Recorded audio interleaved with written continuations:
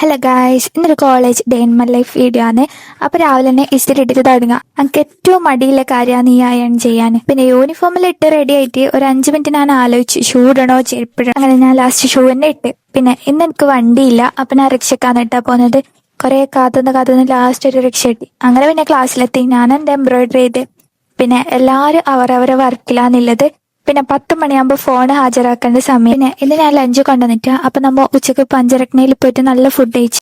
എല്ലാവരും ചോറും കറിയാന്ന് second trip വാങ്ങില്ലേ, പക്ഷെ ഞാൻ നേരെ തിരിച്ചാണ്.